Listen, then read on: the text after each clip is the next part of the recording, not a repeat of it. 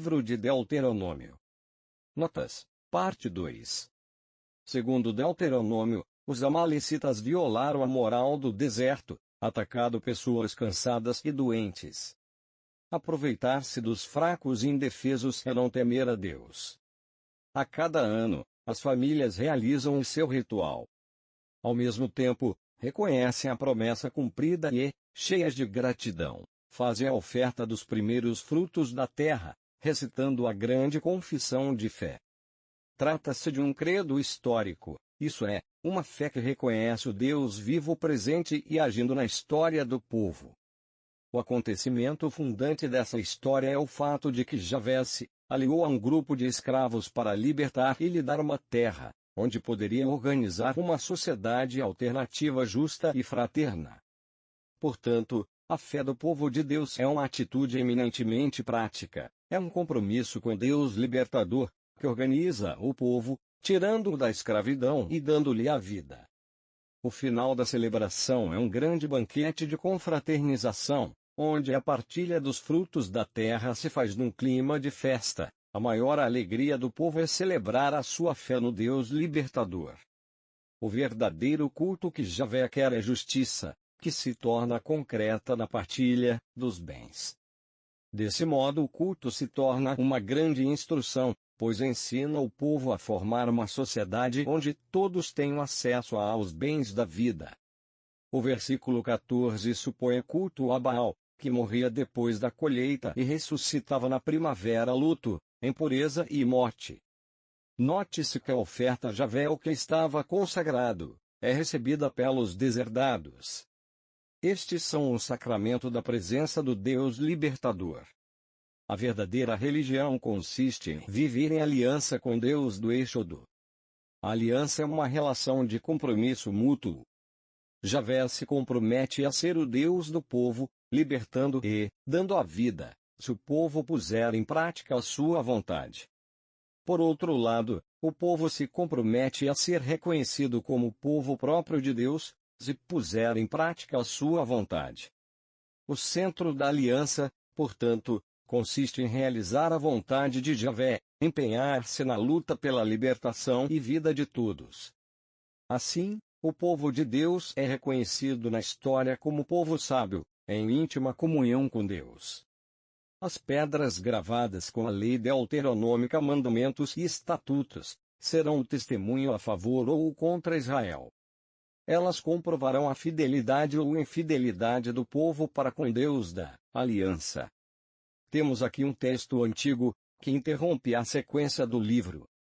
Trata-se de uma lista de ações secretas, que dificilmente viriam a público para serem julgadas. Amaldiçoando a pessoa que as comete, o texto obriga em consciência, com a aprovação popular, amém, igual assim seja. As leis do Deuteronômio projetam e abrem perspectivas para a construção de uma sociedade alternativa, onde todos possam ter acesso à liberdade e à vida. Para que isso aconteça, é necessário o compromisso de pôr em prática toda essa legislação. Assim fazendo, o povo receberá as bênçãos, que significam vida, prosperidade, abundância, paz, e sobretudo o reconhecimento de que é um povo consagrado a Javé, o Deus vivo que gera liberdade e vida. A infidelidade ao projeto de Javé, conforme apresentado nas leis do Deuteronômio, acarretará para o povo as maldições.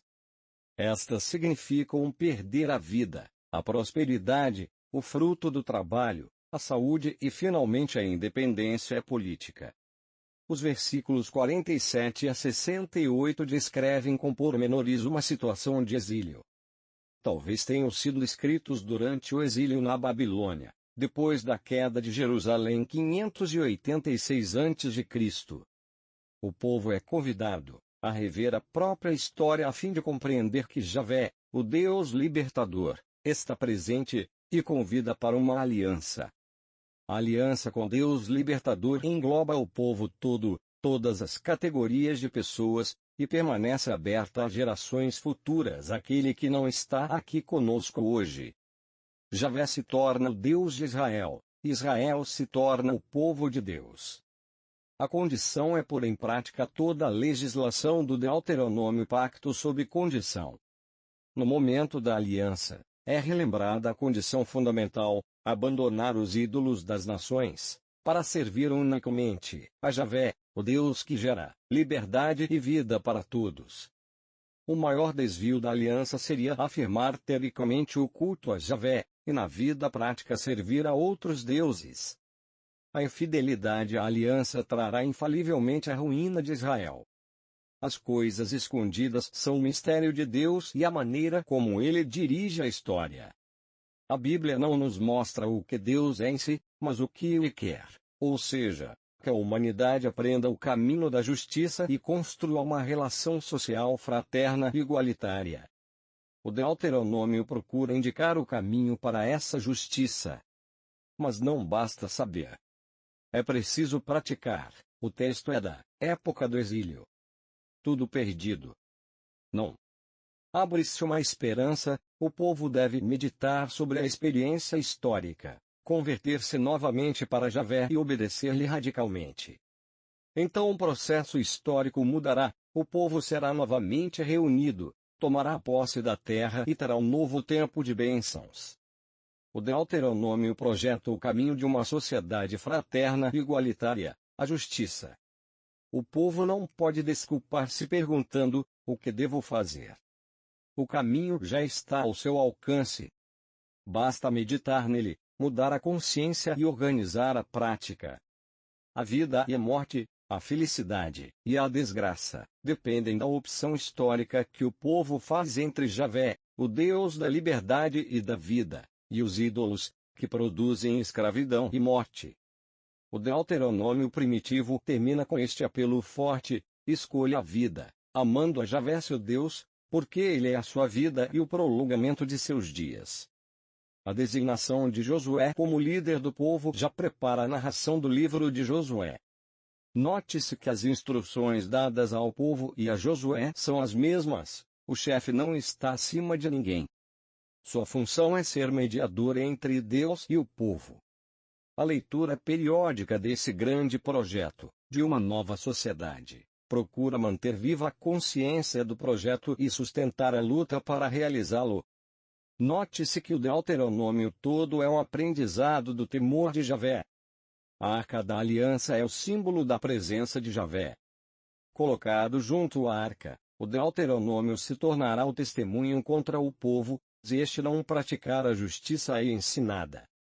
Estão juntos o líder do Êxodo e o líder da instalação na terra prometida. O Cântico de Moisés é, na realidade, uma leitura da história na terra, mostrando a fidelidade de Javé e a infidelidade de Israel. Diante de toda a criação, começa o julgamento. A primeira parte apresenta quem é Javé, o único Deus digno de confiança rocha. Ele é a justiça e o direito, porque intervém na história para construir uma sociedade nova, a partir da libertação do pobre e do oprimido. Israel é filho degenerado, porque abandonou Javé para seguir o caminho da injustiça. Através do Êxodo e da aliança, Javé se tornou o pai e criador do povo, libertando da escravidão. A história de Israel é uma longa série de benefícios que Javé fez por esse povo. De um grupo marginalizado entre as nações, Javé formou a seu povo próprio, libertando da escravidão terra deserta e levando-o para a terra da vida, a terra fértil. Israel deve sua história a Javé, e não aos ídolos. Aos benefícios concedidos por Javé, Israel respondeu com infidelidade, abandonando a Javé para servir os falsos deuses. Quem abandona o Deus da justiça, doador de liberdade e vida, inevitavelmente começa a servir os deuses falsos da riqueza e do poder, que se alimentam de exploração e opressão. Abandonado por Israel, Javé também o abandonará, e se servirá de outro povo para puni-lo. Deixando o Deus da justiça, Israel torna-se vítima das nações, que servem os ídolos da injustiça, povo falso. Deus havia chamado uma nação estrangeira para julgar Israel.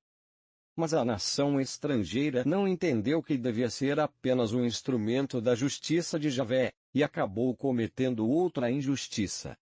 Deus intervém novamente para salvar o seu povo da opressão e, ao mesmo tempo, punir as nações. Estas, ao invés de se limitarem a ser instrumentos de Deus, tornam-se opressoras. A injustiça paralisa o processo histórico num vai-vem de contradições que impedem a realização da liberdade e vida.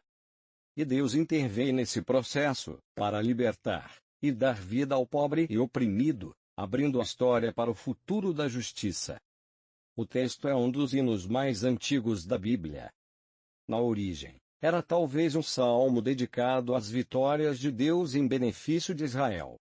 O salmo foi dividido em partes, enfeixando uma série de ditos populares sobre cada tribo.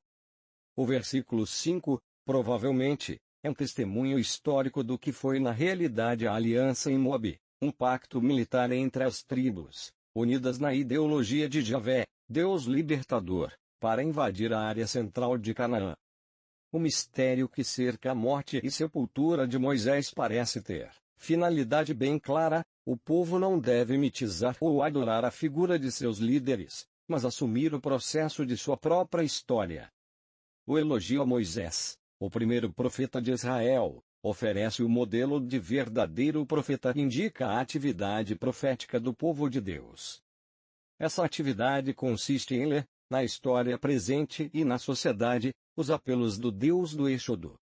Ele quer libertar o povo e conduzi-lo na construção de uma história e sociedade novas, voltadas para a liberdade e a vida.